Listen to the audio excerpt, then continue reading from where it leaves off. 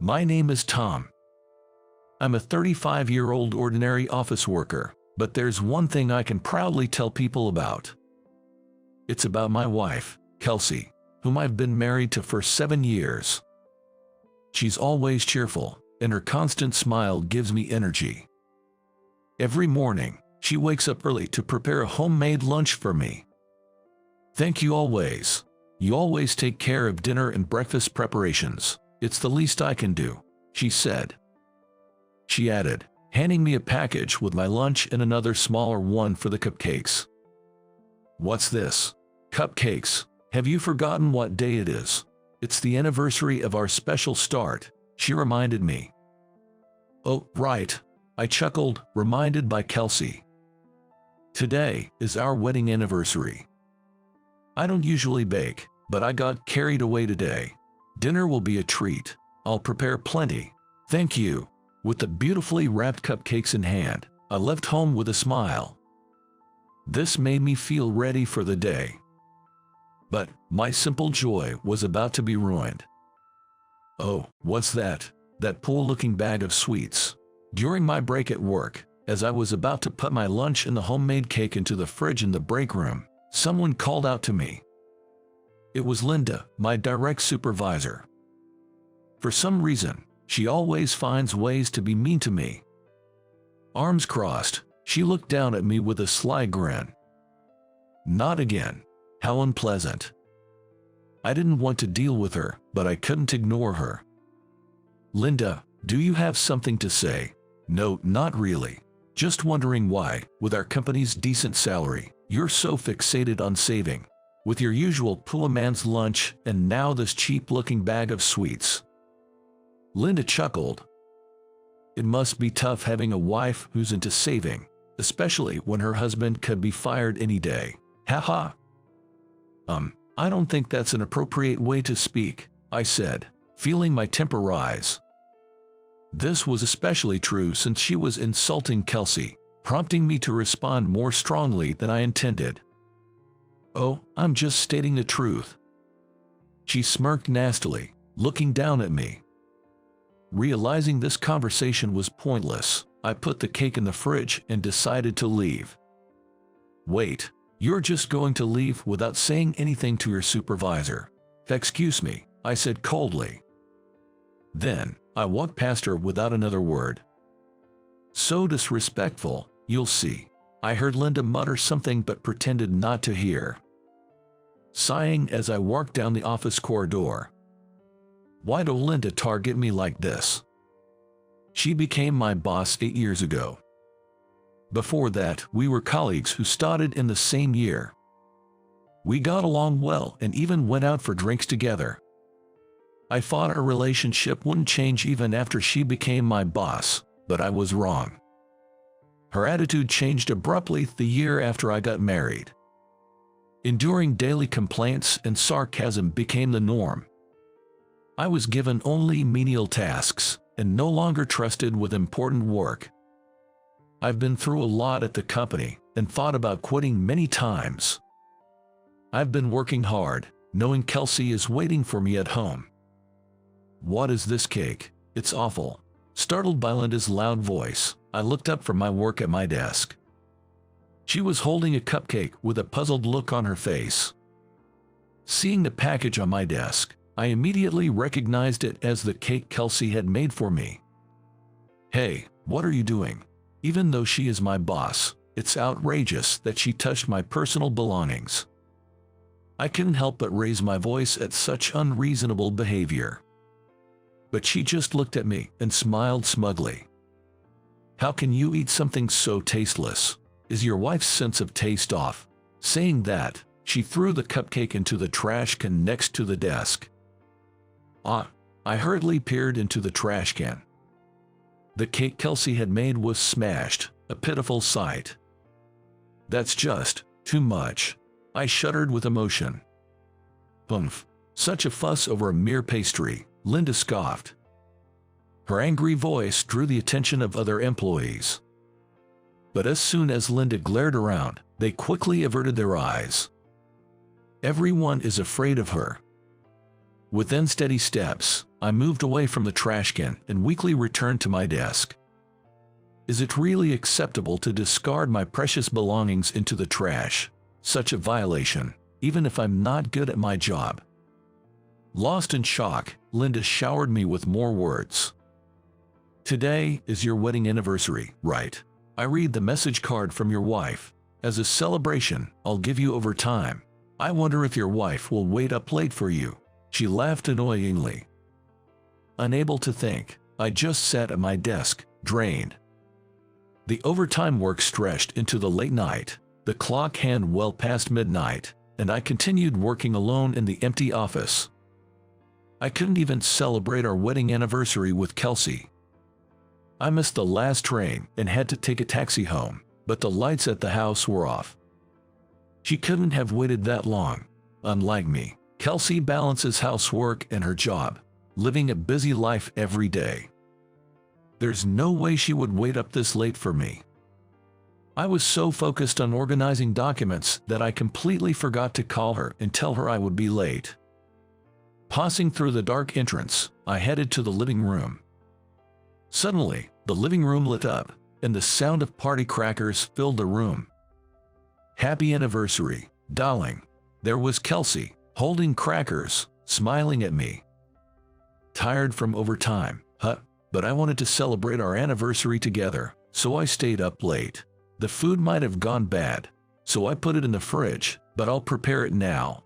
She cheerfully addressed me, still in shock. Yeah. Seeing Kelsey's warm smile, the tears I had been holding back overflowed. What's wrong? Seeing me suddenly cry, Kelsey rushed over. Sorry, something bad happened at work. What happened? Tell me. But I don't want to upset you. What are you talking about? We're a couple, aren't we? What kind of partner would I be if I don't listen when you're struggling? Kelsey. I lifted my somber face and slowly started to tell her about what happened at work. Hearing my story, Kelsey's face turned angry. That's just harassment, not work. You should quit a company that has a boss like that, Kelsey exclaimed. As much as the harassment is terrible, quitting isn't really an option. What if you get sick because of that supervisor? I don't want you to become ill. No, I don't think it will get that bad. Don't underestimate the impact on your mental health. We're going to the Labor Standards Inspection Office tomorrow, but they can't do anything without evidence, right? That's true. We need evidence. Kelsey's eyes gleamed ominously, and I shuddered.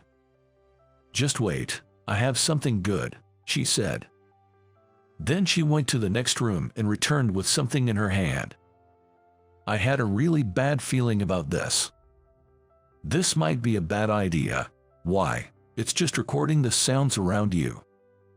She handed me a small voice recorder. The plan was to record the terrible things Linda said to me and take it to the Labor Standards Office. We can even claim damages for the mental anguish she's caused, Kelsey said. Her face lit up with a mischievous smile. No, recording my interactions with Linda is a bet. Are you okay with letting that awful boss get away with it? No, let's get revenge. Okay, I'll try recording. Pressured by Kelsey's intensity, I ultimately accepted the voice recorder. If I didn't act, Kelsey might take drastic action herself. I had to prevent that at all costs. She can be quite proactive and fearsome at times. A few days later, Linda and I were summoned by the HR manager, Michael. Linda, what's this about? Michael played the voice recorder I had submitted to the Labor Standards Office. This is... Linda's face turned pale as she listened to her voice from the recorder. Really? Everyone would work better if a useless person like you weren't here. Your wife makes such poor-looking lunches. Listening to the playback made me feel sick. I had to cover my mouth. Are you okay, Linda? What's all this? Well, I was just guiding him. Is berating his wife's cooking part of your guidance? There's a reason for that. It's unreasonable to expect women to always make lunches. We're in an era of gender equality, but you're criticizing a lunch made by a woman. Yes, I'm sorry. Apologize to him, not me.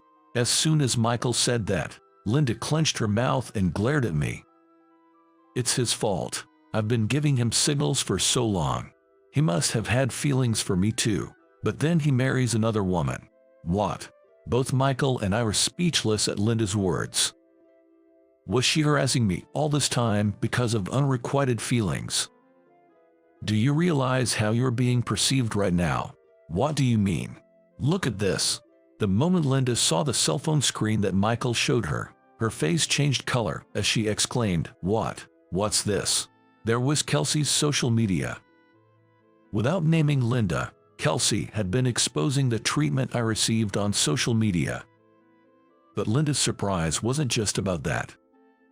This person is the retired actress Jennifer, isn't she? In fact, Kelsey used to be a well-known popular actress. However, she retired when we got married. Now, she had turned into a famous influencer, using her past fame to earn millions every month. The house we lived in was bought outright with her savings, and she even paid for the entire wedding.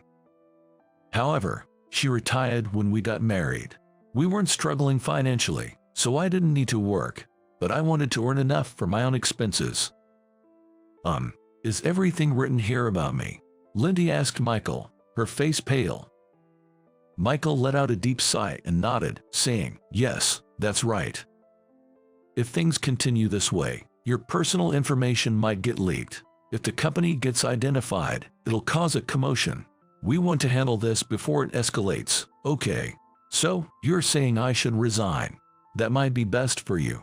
Also, if you have any social media or blogs, you should shut them down immediately. Jennifer's fans might start harassing you if they identify you." Wait, you mean Jennifer's husband is? Yes, that's me. Is there a problem? No way, Linda exclaimed, as if she couldn't believe such an improbable turn of events. I used to be just a fan of hers. Never thought I'd end up in this relationship. We kept their relationship quiet within the company, Michael added. I'm truly sorry. Please ask your wife to delete the social media posts. I have my own life to live. Please. Linda, trembling, begged me. I understand, I told her. I never thought the harassment that tormented me for 7 years could be resolved so easily. That day, Linda offered to resign and wrote a pledge to never involve herself with us again. It seems she's now living quietly back at her parents' house. As for me, life had returned to normal. I'm still working at the same company. Overtime is still frequent, but now other employees, who couldn't speak up before, are eager to help. I have a new supervisor and am gradually being entrusted with more important tasks. And there's been another change. Hey, after this incident, my fans really want to meet you. Would you join me at a fan gathering? No, I'd rather not. Why not? They all want to meet you. Kelsey was insistent on introducing me to her fans. Apparently, she's also into video streaming and wants to feature me, her husband, as a guest. I just don't like the idea, that's all. Oh, come on, it'll be fun. She hugged me as she said this. Hey, once again, she had saved me. With that thought, I smiled at my loving wife.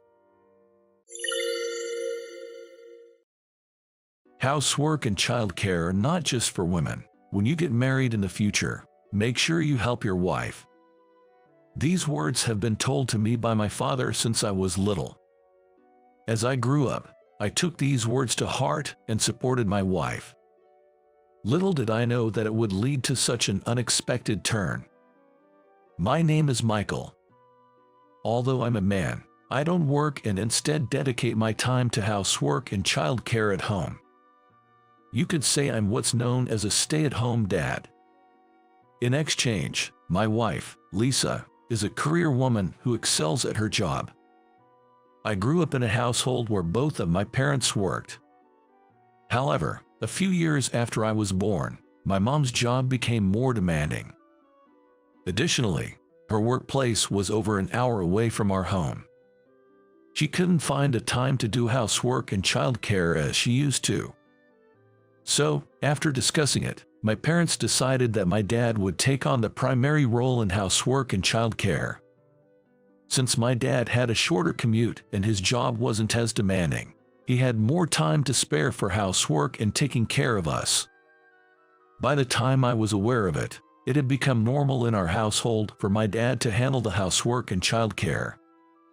When I got home in the evenings, I would find my dad cooking dinner in the kitchen. This was a usual scene in our home. Being an everyday cook, my dad was good at it and made delicious meals. He would make a variety of dishes, from pasta to beef stew, and many more. On weekends, my dad would take me to the park to play together.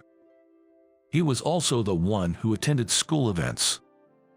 I remember standing out at my first school open house in elementary school because my dad was the only father there. At that time, when another child asked, "Why isn't your mom here?" I realized that my family was a bit different from others. After the open house, I asked my dad why, and he explained the situation to me. "Your mom couldn't come because of work, but she cares about you a lot, whether it's a man or a woman. It doesn't matter who does the housework and childcare. When you get married in the future, make sure you help your wife," he said with a smile. As a child, I felt that even though my family was different, I was perfectly happy with how things were. I never wished to change or dislike my family. Although my mom was always busy, she would take us to amusement parks or zoos on her rare days off. I could clearly feel my mom's love for me. As I got older, I was asked to help with the housework. In today's world, it's good for men to know how to do housework. Knowing how to do household chores will never be a disadvantage in the future. When I was told that, I thought becoming independent was still a long way off, and it seemed like a hassle. Back then, playing with friends was definitely more fun. But I had to do it because my dad developed back pain. Once I started doing it, I realized how hard housework was. There were endless tasks like laundry and cleaning. I realized that each task had its own set of procedures that I needed to remember. Moreover, I noticed that it required quite a bit of physical effort. I was in charge of cleaning and laundry, and I found cleaning to be particularly tiring. The idea that indoor tasks would be easy was quickly dispelled. For the first week of helping out, I was overwhelmed just by completing the tasks assigned to me. It amazed me that my dad had been doing this heavy labor every day. To be honest, housework was nothing but a pain for me at that time. I just wanted to finish quickly and go out to play. That was when I realized. I've never heard Dad complain about housework being hard. Maybe it's not tough for him, I wondered. When I actually asked my dad, he shook his head and said, "Yes, housework is hard for me too. When I first started, I wasn't good at it and often burned the food. It ended up making your mom worry more." "So why did you keep doing it?" "Because I wanted to support Mom. She works really hard at her company. Naturally, she's exhausted when she comes home. I wanted to help her out even just a little. If I do the housework, it reduces Mom's burden. You like Mom, don't you, Michael? If you try hard, it will make Mom happy." "Got it.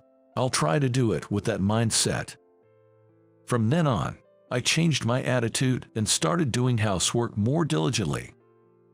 Even the toilet cleaning, which I disliked the most, I tried to do as carefully as possible. Then, I realized that I felt a sense of accomplishment when I finished. Looking at the clean toilet made me feel refreshed. Doing housework properly feels good, I thought. Thus, while it was tough, I started to find joy in doing housework and became more proactive in helping out. My dad thanked me, saying, "It really helps that you have been helping out more lately." It seems like Mom also heard about my efforts from Dad. "You helping out shows how much you've grown. Thank you." I was very happy when I was told this. I became even more motivated to do housework, especially cooking, which I got really into. Dad always did the cooking because it involved using knives and fire, and it was considered difficult. But I wanted to make Mom happy by cooking for her birthday, so I asked Dad for help. Dad agreed to help if it was for that reason. The dish I made was spaghetti. It's Mom's favorite and easy for beginners to make. My only experience with a knife was a little bit in home economics class, so Dad had to teach me everything step by step. Cutting the vegetables was hard, but I managed to finish it without any major mistakes. As I plated the dish and waited for Mom to come home, she arrived shortly after. "Happy birthday." I greeted her with celebratory words, and she was very happy. "Today's meal is your favorite spaghetti. Guess who made it?"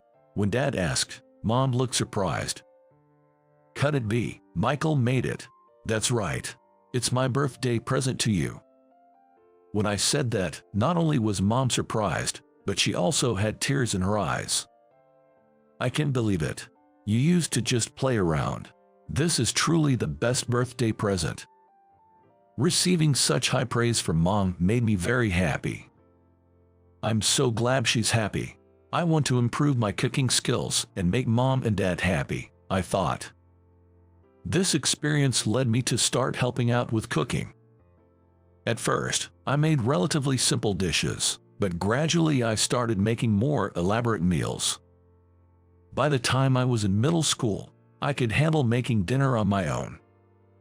By then, I had also come to love cooking itself. I not only modified recipes Dad taught me but also created original dishes. Gradually, I became interested in a career related to food, and when I started job hunting in college, I focused on food companies. Fortunately, I got a job at a major food company. Even after joining the company, my love for cooking remained. I made my own lunch every morning and ate it during lunch break. One day, while eating at the office, my colleague Lisa asked me about it. "Hey, who made that lunch for you?" "Oh, I made it myself." "Really? It's so elaborate and has so many different things. I thought maybe your mom made it for you." "I live alone, so it's not my mom," I said with a laugh, and Lisa responded, "That's amazing. I'm not that good at cooking, so I'm a bit jealous. Do you want me to teach you? It's quite easy once you get the hang of it." I sent some recipes I had saved on my phone to Lisa's phone. "Thank you. I'll try making it right away." Lisa said that and left with a happy look. The next day, when I approached Lisa while she was eating her lunch, I noticed a slightly burnt hamburger in her lunchbox. "Oh, don't look at this." Lisa quickly hid her lunchbox when she saw me. Sorry. I followed the recipe you gave me, but I ended up burning it. The taste is also bland. Can I watch you cook next time? I want to get a little better at cooking." Sure." I was surprised by the sudden request but had no reason to refuse, so I agreed. On our next day off, I invited Lisa to my house and taught her how to make hamburgers.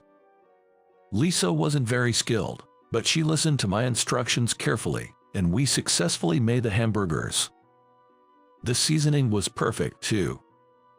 This became the start of Lisa and me cooking together on our days off. With each session, I was drawn to Lisa's lively and cheerful personality. On her birthday, I made a surprise cake and confessed my feelings. "I like your kind personality too, Michael." Lisa accepted, and we officially became a couple.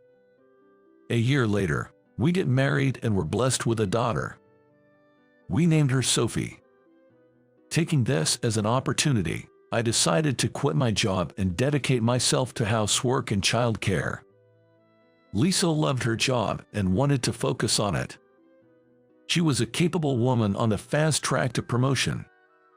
On the other hand, I was better at housework than Lisa and also loved children, so it was a natural choice. Both our parents agreed, saying such families are acceptable in today's times. Especially my dad, who supported me. "Michael, you'll be a great father. Call me anytime you need help." he said. Thus, I became a stay-at-home dad, taking on all the housework and childcare responsibilities.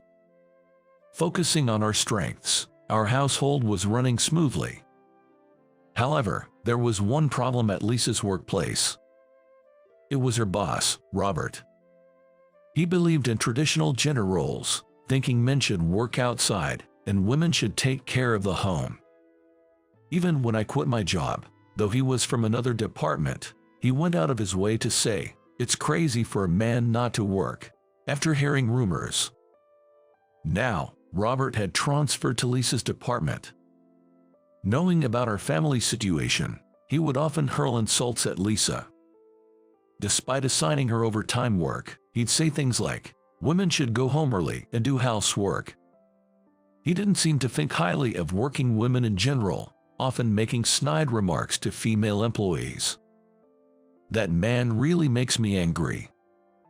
Lisa would often complain about Robert when she came home. According to her, the worst was during drinking parties. Robert, when drunk, would start saying, "Women aren't suited for work. It's best for them to get married and stay at home." It was incredibly annoying, but no one could call him out due to his position as a department head, forcing them to endure his endless rants. Apparently, some female employees had even quit because of him. Lisa seemed to be managing, but it was clear she was under a lot of stress. I wish we could do something about him. The person who said it probably doesn't even remember, so it's a waste of time to take him seriously. Just ignore it and wait for the next personnel transfer to send him somewhere else, I suggested. Listening to Lisa's complaints and helping her relieve stress had become part of my daily routine. One morning, as usual, I was preparing Lisa's lunch to take to her company. According to Lisa, her colleagues thought she made the lunch herself. It wasn't that she said anything in particular. It just naturally led to a misunderstanding. I could imagine Robert making snide comments again if it came out that I was the one making it. And I didn't particularly want her coworkers to know I was the one preparing it, so I left it as is. The lunch was successfully prepared that day as well. But a small incident occurred. Sophie started a commotion after spilling her milk during breakfast. It seemed some of the milk got on her clothes as well. While I was dealing with this, it was time for Lisa to leave for work. I hurriedly sent her off, cleaned up the spilled milk, and changed Sophie's clothes, then returned to the kitchen. That's when I noticed Lisa's lunchbox sitting there alone. Oh no, I forgot to give it to her in all the rush. I called Lisa's phone. "I forgot your lunch, so I'm going to bring it to you now." "Ah, that's right. I'll wait in front of the company then. If I go to the office, Robert might see me." Understood. It was about time to drop Sophie off at daycare, so I could stop by the company afterward. I put Sophie and the lunchbox in the car and headed to the daycare. Then, I drove to Lisa's company. Upon arrival, Lisa was waiting in front of the company. I parked the car and handed her the lunchbox. "Sorry I forgot to give it to you when we left the house." "It's okay. You always make it for me, so no worries." With that, the trouble was resolved. Just when I breathed a sigh of relief, a figure suddenly appeared behind Lisa. I was startled to see who it was. It was Robert. He was holding a bag, seemingly about to go out. As soon as he saw me, Robert frowned. Well, if it isn't Lisa's husband. What are you doing here? I've run into someone unpleasant." I thought to myself, but decided to respond as neutrally as possible.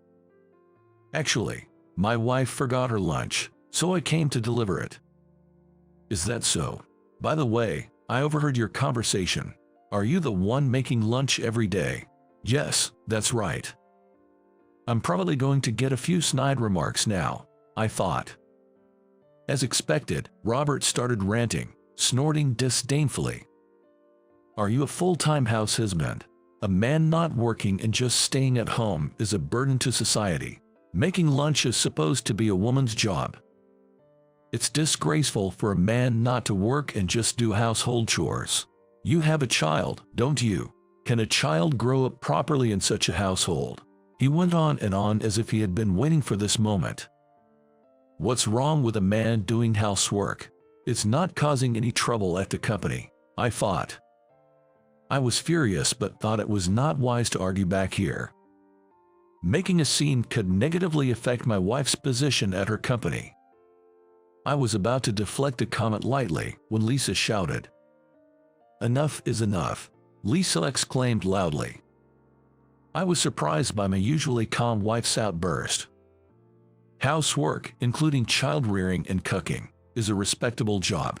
We have discussed and agreed upon this division of labor in our household. Please don't meddle in our family's decisions. Besides, my husband being a stay-at-home dad doesn't inconvenience you, Robert.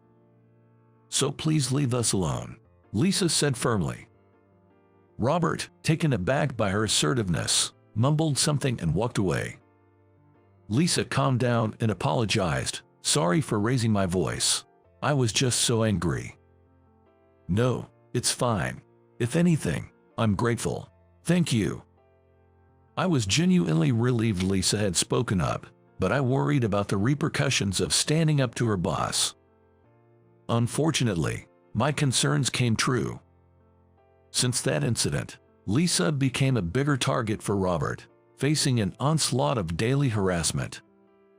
About a month later, Lisa was visibly exhausted. Moreover, it became clear from the newly announced personnel changes that Robert would not be transferred. "Why don't you quit the company? We have enough savings, and you can take your time to find a new job." "Well, maybe I should." Lisa agreed. However, a significant change occurred shortly after. The company's president was suddenly replaced by a woman. The previous president had fallen ill and could no longer work, leading to this change. The new president, being a woman, implemented a series of reforms from a female perspective. She promoted paternity leave for men and supported female employees in returning to work after pregnancy and childbirth, spreading ideas completely opposite to Robert's. Robert was demoted after a meeting with President Johnson exposed his discriminatory beliefs and history of harassment. Lisa decided against quitting and continued working as before. "The company has become so much more comfortable to work for," she said happily. In a few years, the company became popular among women for its positive reputation, and the number of female employees increased. We also started to gain attention as an exemplary couple. As proof, I was interviewed for the company newsletter, where I shared my views on housework and child care. After the newsletter was published, I became known throughout the company group as a commendable stay-at-home dad. Furthermore, the reputation spread externally. Thankfully, I was approached by the media and started writing a column on childcare and housework in a magazine. Initially anxious, I managed with the editorial team's help. I hope my experiences can help others. My parents were delighted when I informed them. "I'm so glad to see you've become a great father." My dad even called and said. Interestingly, there seemed to be a change in Robert too. When Lisa had to meet him for work, he apologized for his previous harassment. After being demoted, he explained the situation to his wife, who left him due to his arrogant attitude. Facing the challenges of housework alone made him realize its difficulty. After convincing his wife to return, he began helping with housework. When he asked me for housework advice, I couldn't believe what was happening. Lisa was amazed.